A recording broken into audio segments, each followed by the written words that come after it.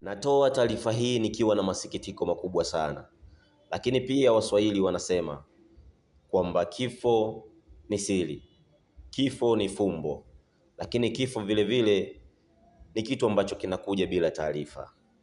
Jina langu naitwa Savel Charles, jina kubwa, sauti yenye baraka. Nataka nikupe leo taarifa ambayo imetufikia hivi punde kuhusiana na kifo cha mzee wetu, kifo cha baba yetu.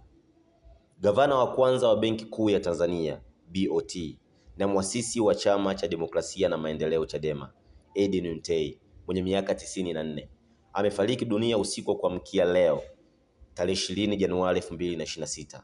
Taarifa ya kifo hicho imetolewa na makamu mwenyekiti wa Chadema Taifa Mheshimiwa John Heche kupitia ukurasa wake wa mitandao ya kijamii, akieleza kuwa Mtei amefariki akiwa mkoani Arusha. Na nukuu, tunasikitika sana kutangaza kifo cha mzee wetu Edwin Mtei. Tunatoa pole kwa familia, ndugu, jamaa na marafiki.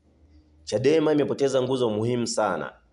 Tutamuenzi kwa mchango wake mkubwa kwa chama na taifa. Pumzika kwa amani mzee Mtei, aliandika hivyo Mheshimiwa Heche. Taarifa hiyo imeongeza kuwa mipango ya mazishi inaendelea nyumbani kwa marehemu Tengeru mkoani Arusha. Mbali na kuwa muasisi wa Chadema, Edwin Mtei aliwahi pia kuhudumu kama waziri wa fedha katika serikali ya Tanzania. Heche amesema Chadema itatoa taarifa rasmi zaidi kuhusu msiba huo leo.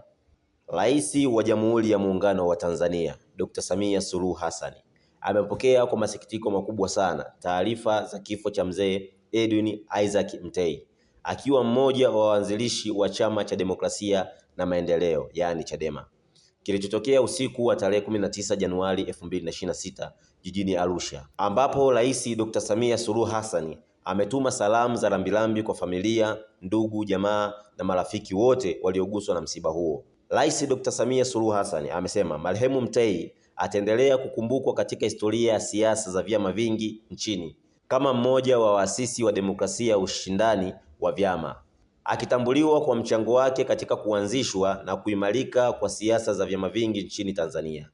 Aidha, Rais Dr. Samia Suluhu Hassan amemkumbuka marehemu Mtei kama kiongozi na mtumishi aliyetoa mchango mkubwa katika ujenzi wa taifa, hususa katika sekta ya fedha na uchumi, akihudumu katika nafasi mbalimbali ikiwemo kuwa gavana wa kwanza wa Benki Kuu ya Tanzania kuanzishwa mwaka 1966 hadi mwaka 1974 na kushiriki kuweka misingi ya udhibiti wa mfumo wa fedha nchini humo. Mungu ailaze roho ya marehemu mahali pema peponi. Mungu ametoa na Mungu ametoa, jina lake lihimidiwe.